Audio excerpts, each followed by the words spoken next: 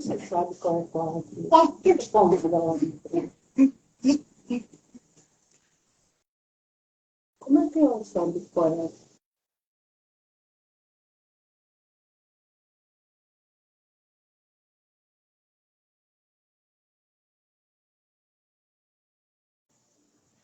boa noite, como estão todos?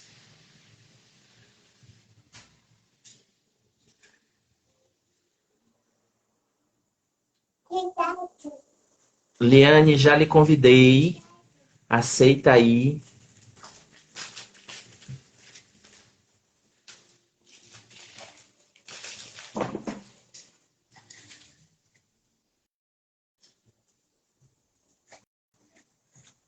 Liane, cadê você, meu bem? Olá, Ju, Nadege, Francine, como estão todos? Tá todo mundo bem? Todo mundo me ouve direitinho?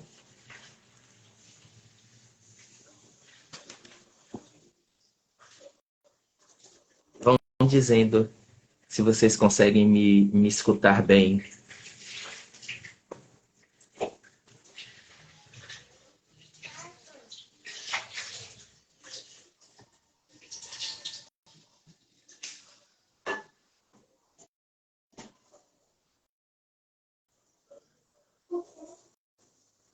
Tô lhe convidando de novo, tá, Lil?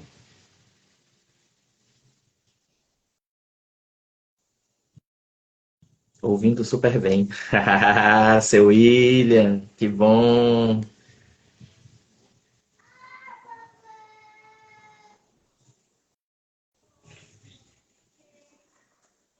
Então, gente, hoje eu estou vendo aqui uma mensagem de Liane. A ideia é fazer uma live onde a gente possa falar um pouco do nosso encontro, do, do nosso encontro na academia e o que aconteceu pós, né, a graduação em serviço social, onde eu era aluno e ela professora. Leio sim, Liu. Leio. Nesse primeiro momento, eu entrei num momento na escola de serviço social bem, bem, com muitos movimentos, né, acontecendo e a ideia da escola fechar ou não ainda não se sabia, com muitas mudanças. Olá, Cidinha, como vai? Cida bem me conhece. E fui trilhando o primeiro processo, né, dentro do serviço social, que era conhecer os professores, conhecer a escola. E naquele primeiro momento, eu entrei já sabendo o que eu queria, já sabendo para onde eu queria apontar a minha flecha, para onde eu queria entrar e caminhar. E na apresentação, junto aos professores, eu falei que eu queria trabalhar com educação popular e com comunidade. E logo, o primeiro olhar que eu vejo, assim, de estranhamento e de enamoramento é o de Liane, para mim, né? Assim, a indagação, acho que foi quem é esse menino que está aí falando, que é este rapaz aí que está falando sobre educação popular e comunidade. E olá, Vitor, boa noite a todos e todas aqui presentes. E aí, esse é o primeiro momento da Escola de Serviço Social, do meu encontro com a Escola de Serviço Social e com Liane Monteiro. Lio, você consegue entrar? Me diga aí. Ao longo da minha estada na Escola de Serviço Social da Universidade Católica de Salvador, a ideia era a gente namorava, né, nos corredores, namorava na sala de aula, nas disciplinas, a cada disciplina em que eu estava com ela. E chega o momento a gente trocava muito, conversava muito, ela sempre intensificando quem eu era, né? Quem se apresentou ali. E no decorrer dos semestres, eu fui para o campo de estágio. Era a hora do campo de estágio.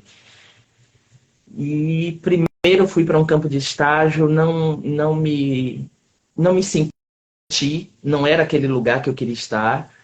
Briguei, inclusive, né? Disse que não queria estar ali de jeito nenhum. E veio o convite de Liane para eu participar do estágio no âmbito da habitação de interesse social, no programa Minha Casa Minha Vida, onde ela seria minha supervisora de campo na época. E eu fui com a cara e com a coragem, sem saber muita coisa. Eu vou fazer uma pausa nessa fala, porque é nesse momento que eu acho que muitas coisas que já faziam sentido dentro de mim acontecem, e é nessa hora do estágio, é nesse momento em que nós estamos ali trocando, né? Ela me ensinando, me transmitindo conhecimento, buscando essa tradução daquilo que ela sabia, e para que eu pudesse me reconstruir. Eu acho que tem todo um sentido eu cantar uma música que me acompanha a vida inteira. Eu sempre canto essa música. É uma música popular brasileira, é uma música de Caetano Veloso, composta por Caetano Veloso, já gravada por Adriana Calcanhoto, Maria Bethânia, tantos outros intérpretes aí, cantores. E a música chama Em Nome da Cidade, O Nome da Cidade, alguma coisa assim. Não vou lembrar agora o título, mas a música é a seguinte: onde será que isso começa? A correnteza sem paragem, o viajar de uma viagem, outra viagem que não cessa. Cheguei ao nome da cidade, não a cidade mesmo espessa. Rio que não é rio, imagem, essa cidade me atravessa. Oh, oh, oh, oh, oh, boi, bus. Será que tudo me interessa? Cada coisa é demais e tantas.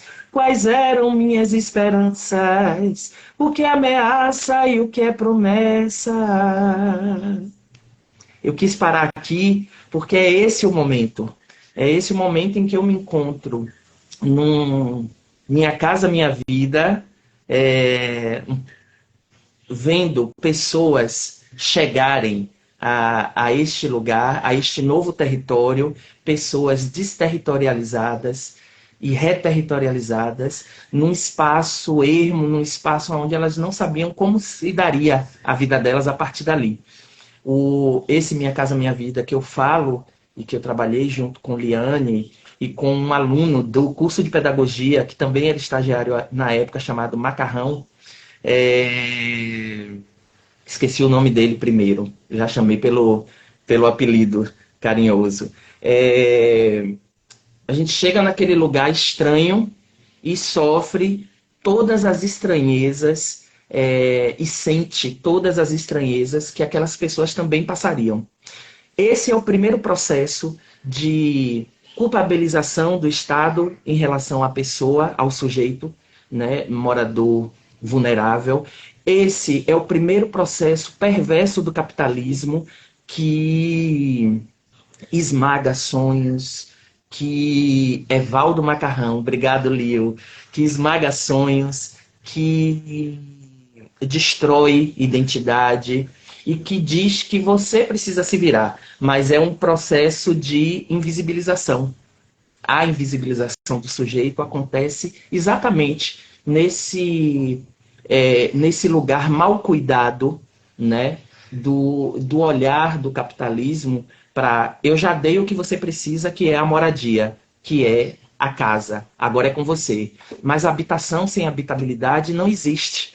E aí, naquele lugar, eu já tinha um processo de construção, de pesquisa, de TCC, que estava apontado para outro caminho. E naquele lugar eu disse, eu tenho que refazer meu projeto e começar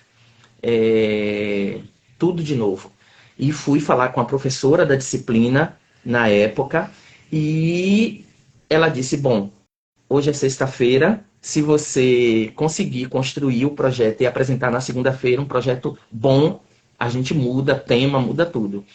E eu fui e fiz, passei meu final de semana enlouquecido fazendo esse projeto, fazendo ele acontecer, e de repente saiu o projeto chamado Habitação e Habitabilidade, um olhar no programa Minha Casa Minha Vida, no residencial Minha Casa Minha Vida, 1, 2, 3 e 4, localizado no Cassange, aqui no CIA, né, Simões Filho. E aí foi ali que eu fui discutir, ainda não a invisibilidade, mas discutir rompimento de vínculo. Né? Os rompimentos de vínculo que o sujeito sofria quando recebia, era beneficiado pela casa, onde ele saía do seu território de origem, onde ele perdia os laços de vizinhança para reconstruir esses laços com pessoas que talvez nem quisessem, ou que quisessem, mas também ficavam ensimesmadas, dizendo, quem é esse daí que está chegando? Né? Não é mais o meu vizinho de porta que eu deixava meu filho, que eu pedia o açúcar, porque essa é a relação de vizinhança, sobretudo de quem nasce num território e se constrói e a família cresce e se refaz novas famílias, né? É a ideia rural urbana. E aí essa era a história do olhar, o desenvolvimento, o desenvolver do projeto do trabalho social a partir da lei federal, né, do Ministério das Cidades, aonde deveria existir e deve existir a presença de um assistente social desenvolvendo o trabalho social numa comunidade que passe por uma reconstrução de barragem, por uma implantação de sistema de esgotamento sanitário, ou mesmo pela entrega de chaves para uma nova moradia. Então, pense o que era pessoas de várias áreas de Salvador, de vários territórios daqui de Salvador, indo para o mesmo território, pessoas sem se conhecer, e naquele momento também não se levava em conta, e eu espero que daqui para frente se leve, a questão, sobretudo aqui no Nordeste, da briga de facções, né? Aonde um bairro é dominado por uma facção e outro é por outra, e essas intrâncias causam silenciamento nas pessoas. E tem vários fatos dentro desse lugar, Minha Casa Minha Vida, onde eu e Liane estávamos.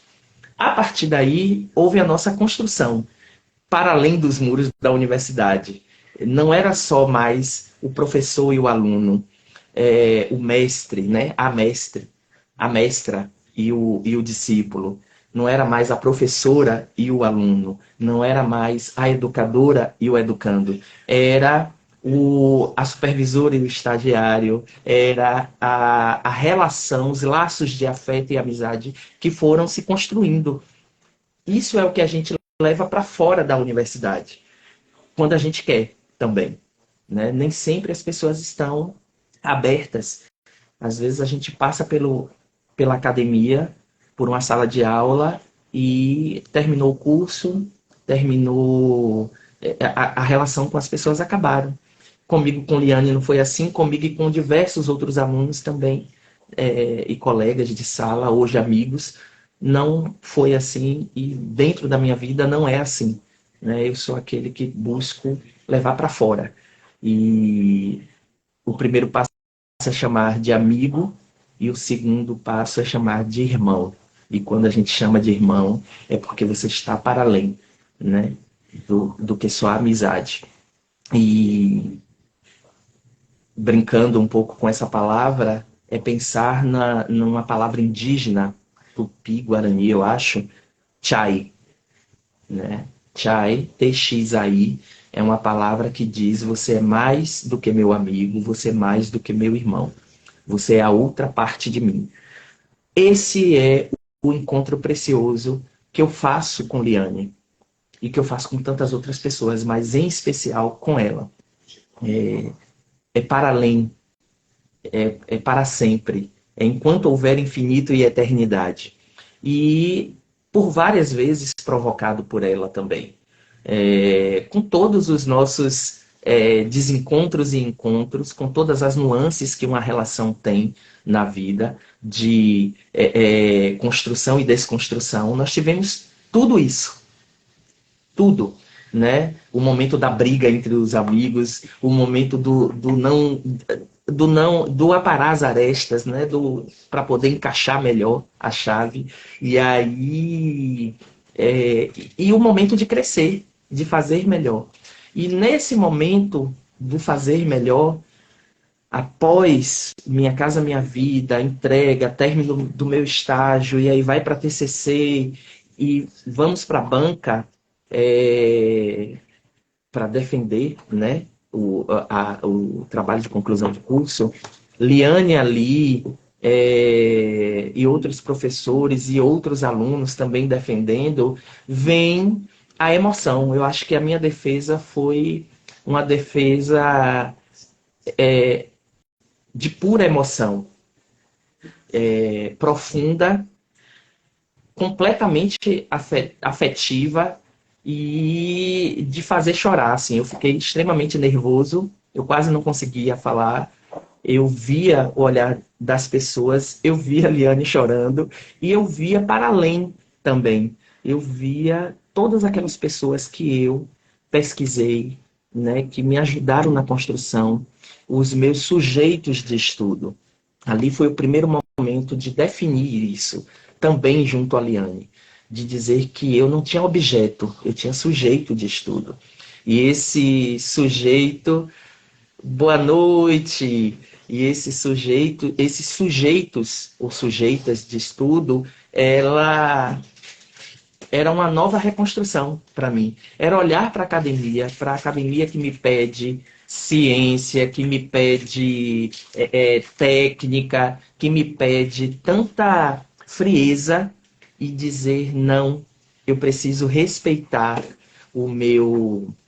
a minha ancestralidade, eu preciso respeitar a minha história e todos aqueles que vieram antes de mim e que me fizeram ser quem eu sou, que é esse sujeito subjetivo, né? Não é só objetivo, é um sujeito subjetivo, com muito escrevendo poesia, né?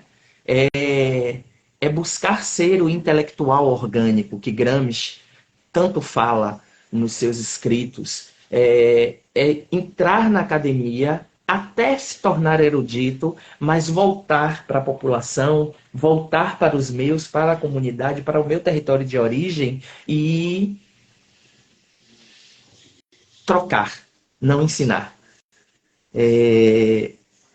Essa pausa foi para dizer, existe uma cantiga popular que diz: vou aprender a ler para ensinar meus camaradas. Vou aprender a ler para ensinar meus camaradas. Esse foi o meu chamamento no serviço social.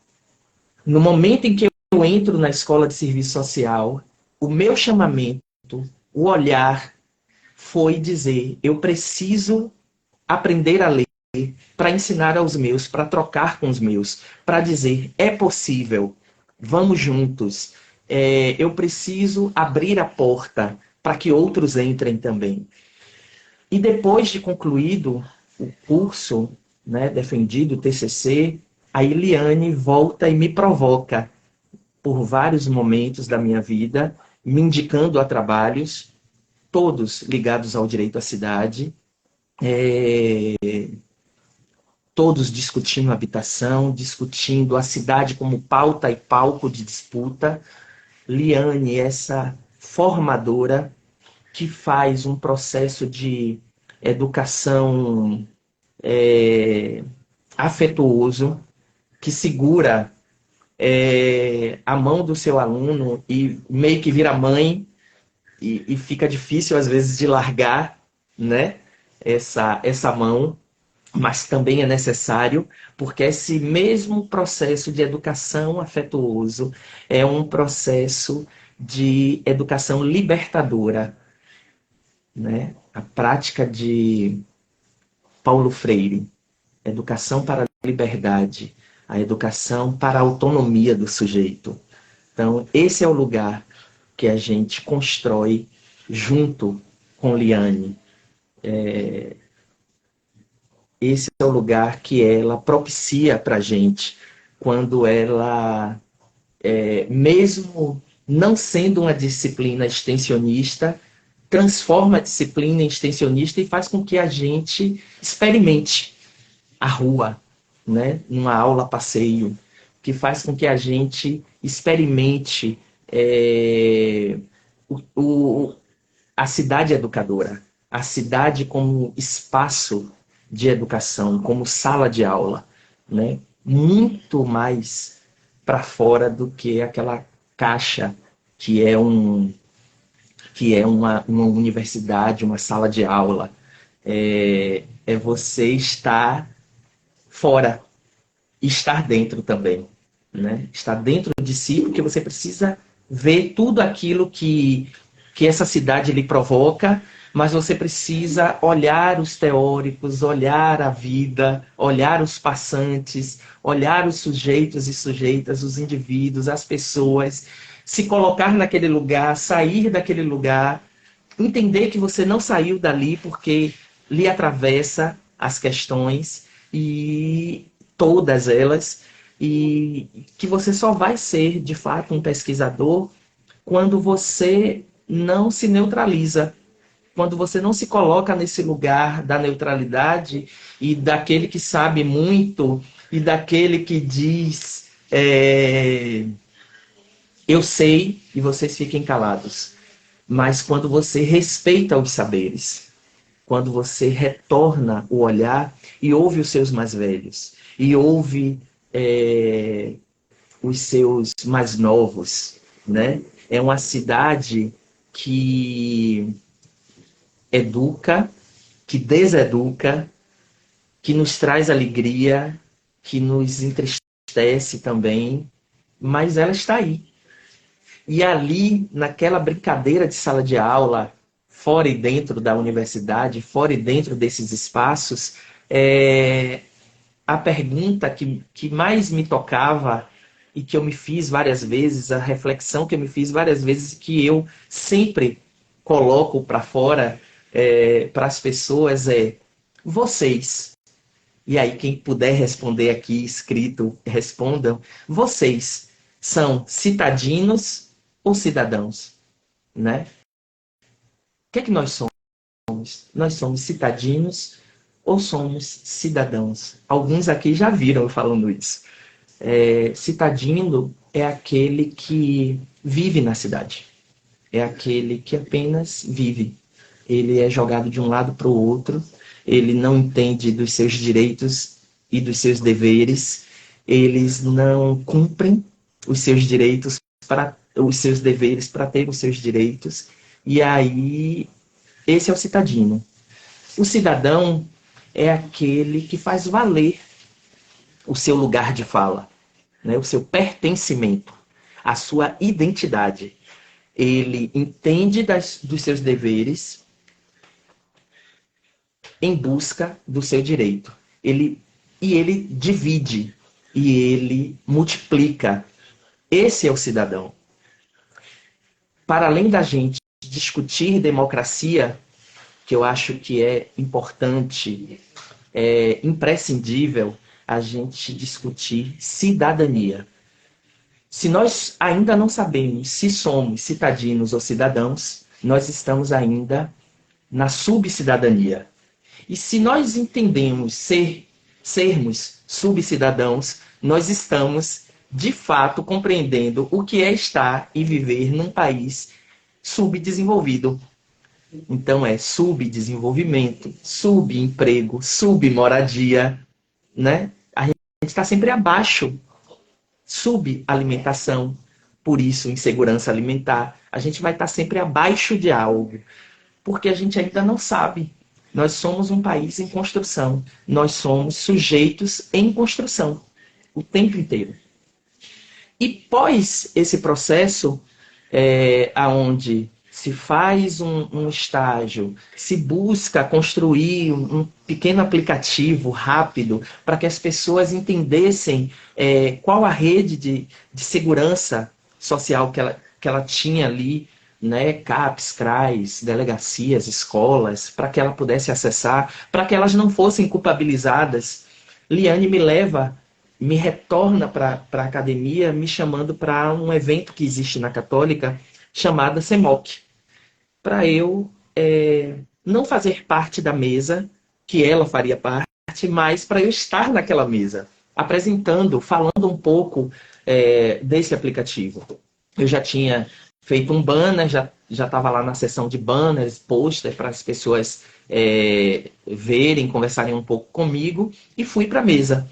E quando eu vou para a mesa, eu conheço mais duas professoras importantes e chaves também na minha construção aí acadêmica. Laila Mourad e Cida Aparecida Teixeira. Naquela apresentação, naquela conversa, naquele bate-papo rápido, Cida me chama, duas arquitetas, inclusive. Cida me chama e diz, vamos fazer o mestrado. E eu, vamos, mas assim, né? Peraí, calma. E fui fazer o mestrado. No mestrado, em Planejamento Territorial e Desenvolvimento Social, eu começo a discutir invisibilidade, ausência, exclusão e silêncio como estratégia de poder na cidade dos ausentes. Por que cidade dos ausentes? Por que habitação e habitabilidade? Habitação e habitabilidade é o que nós temos e precisamos. Quando eu falo em habitação, quando eu falo na moradia, eu falo do primeiro lugar, do útero da minha mãe. O útero da minha mãe era a minha habitação, era a minha morada. A habitabilidade é todo o conforto que esse útero me deu.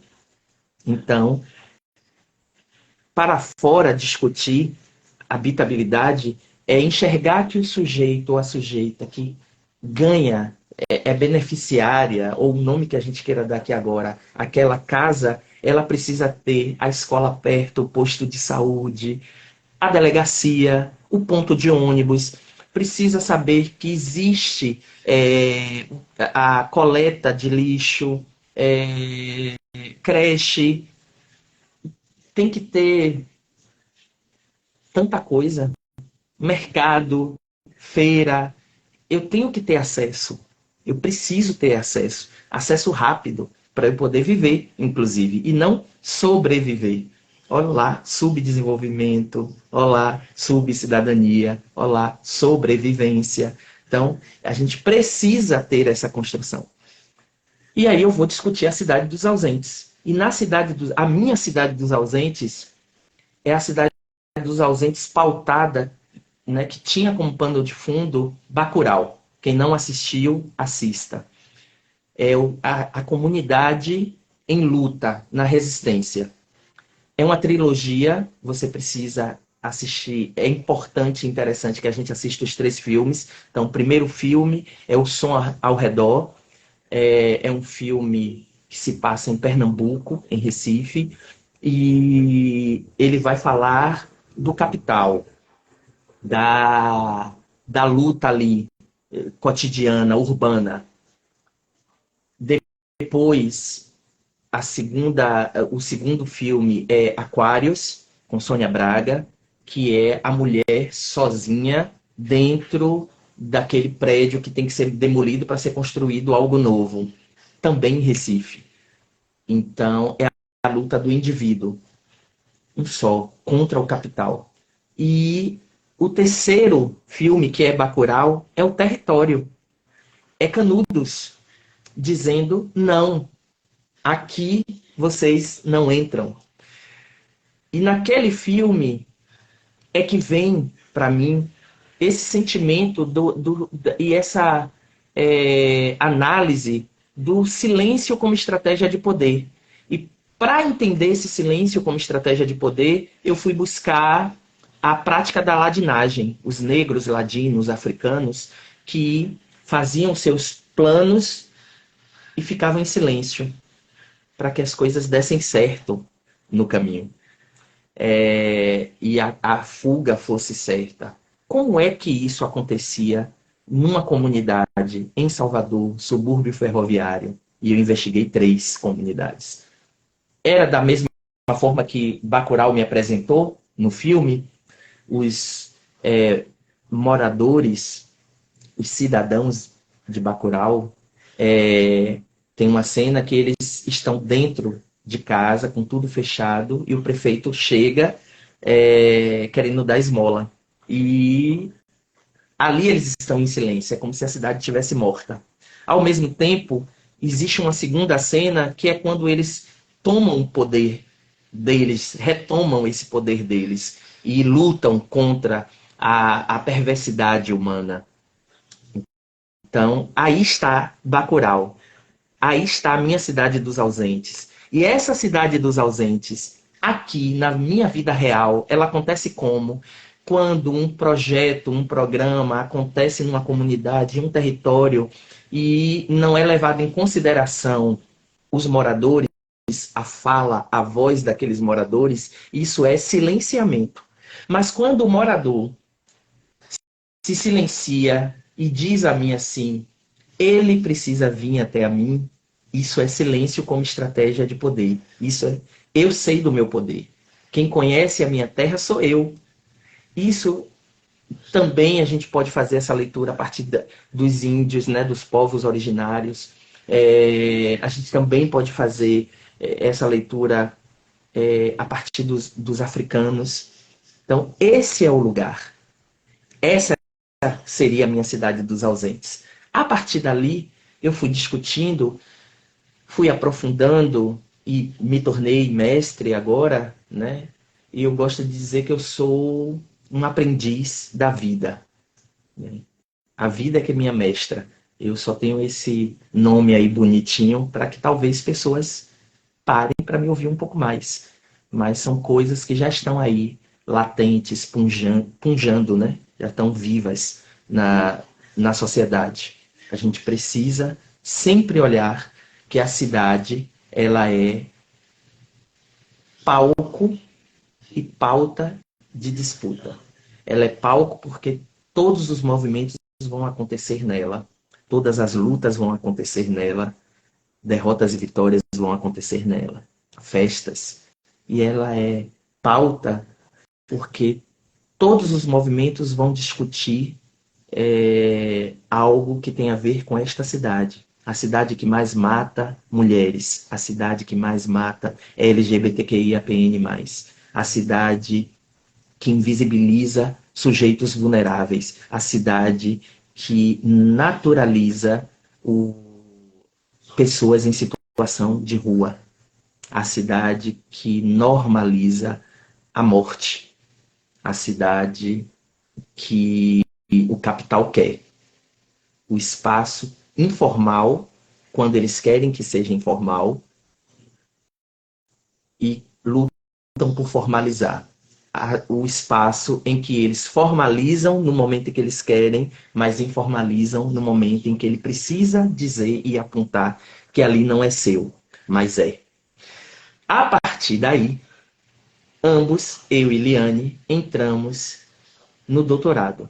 Ela na UFBA, em Arquitetura e Urbanismo, a doutoranda de responsabilidade, discutindo antirracismo dentro dessa cidade, e eu na USP, em São Paulo, daqui a pouco estou lá, discutindo a cidade dos ausentes, resistência, coexistência e disputa de poder no território.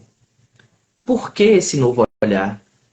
Porque na minha caminhada, nas minhas andanças, para além de ver minha casa, minha vida, morar melhor, eu fui olhar para ocupações.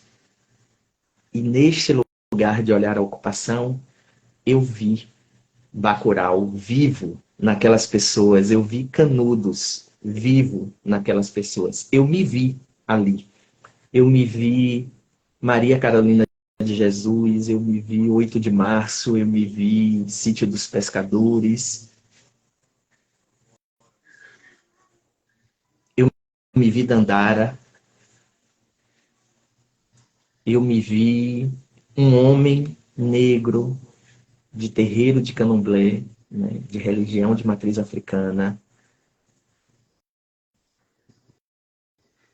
um homem gay, um homem de Oxum, um homem aonde a minha função é abundantemente inundar, né, os espaços e fazer com que outros entrem também e inundem outros como eu, outros igual a mim e outros tantos iguais a todos nós. Esse é o meu lugar. E aí discutir esse lugar é pensar no MTST, é pensar no MST, é pensar no Melemenê, é pensar no Movimento Popular de Moradia. Esses são os lugares. É pensar em assentamento, em ocupação, é pensar em como as pessoas se identificam nesses lugares. Elas estão assentadas ou elas estão ocupando? É invasão? Se a gente discutir invasão, a invasão foi lá atrás. Descoberta do Brasil. Né? E para além dessas discussões todas que envolvem a minha Liane, né, nessa discussão de uma cidade antirracista, de uma cidade igualitária, com equidade de gênero, a gente precisava trazer isso para o mundo digital. Construir a nossa cartografia, né, Lil? Construir a nossa cartografia, que era essencial. Uma cartografia tecnopoética da cidade. Né? Da cidade presente, ausente, festiva, da cidade triste também, da cidade bucólica, da cidade moderna. E aí surge a ideia de construir o canal Flores Urbanas. E por que esse nome, Flores Urbanas?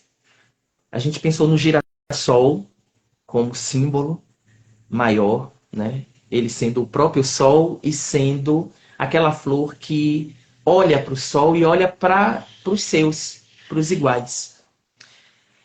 E as pétalas do girassol, para a gente, é cada expressão da questão social que a gente vai tocar com sensibilidade, com cuidado, de forma cirúrgica. Esse é o canal Flores Urbanas, que está nascendo a partir dessa live. Infelizmente, sem eu estar enxergando a Kiliane junto comigo falando, mas sentindo ela e sentindo vocês. Poucos, muitos, não importa. Importa que começamos, né? Pintar, vestir, Chico Buarque. Virar um aguardente para a próxima função. Então, é esse lugar.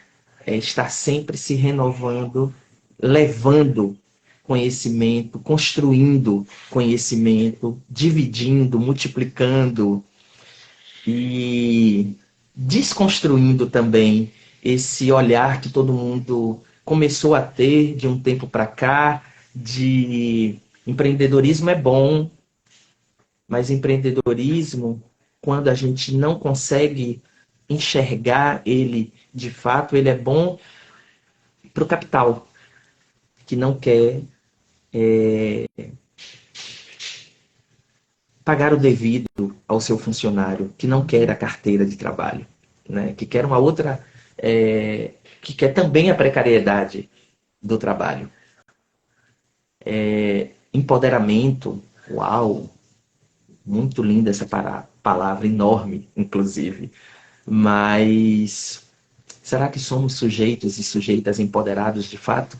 Ou estamos na crista da moda, na crista da onda, dessa moda que diz, fale empoderamento, fale empreendedorismo, fale economia solidária, economia circular, fale economia participativa, fale práticas identitárias. Não seja, né? Tenha.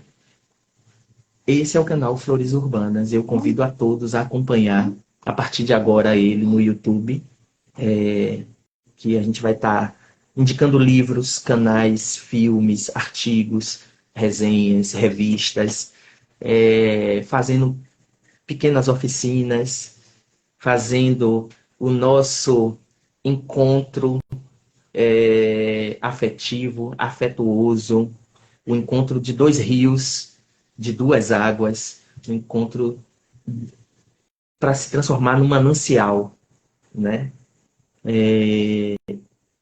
Eu vou encerrar essa live dizendo entrevistas, obrigado, Liu, dizendo em canção que eu preciso me expressar com tudo que eu tenho, né? O sujeito artista, o pesquisador, o aluno, o aprendiz. Eu sou um aprendiz do viver, vou dizer eternamente isso. Título é para os bestas. E eu vou encerrar dizendo, talvez ninguém entenda essa canção. Tem uma pessoa aqui que vai entender, uma. Eu sei disso. Mas vamos lá. Como será, pois, se ardiam fogueiras com olhos de areia quem viu? Praias, paixões, fevereiras, não dizem o que junho, de fumaça e frio, onde e quando és genipapo absoluto, meu pai, seu tanino, seu mel, prensa esperança, sofrer prazeria, promessa, poesia, Mabel. Cantar é mais do que lembrar, é mais do que ter tido aquilo então. É mais do que viver, do que sonhar, é ter o coração daquilo. Tudo são trechos que escuto, vem dela, pois minha mãe é minha voz. Como será que isso era este som, que hoje sim, girassóis dói em dós, aquele que considera a saudade uma mera contraluz que vem do que ficou para trás.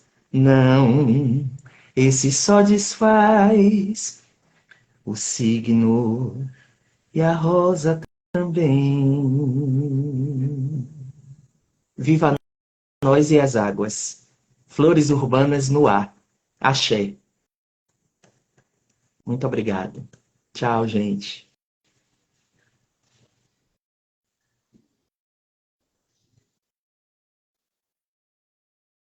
Querem perguntar alguma coisa?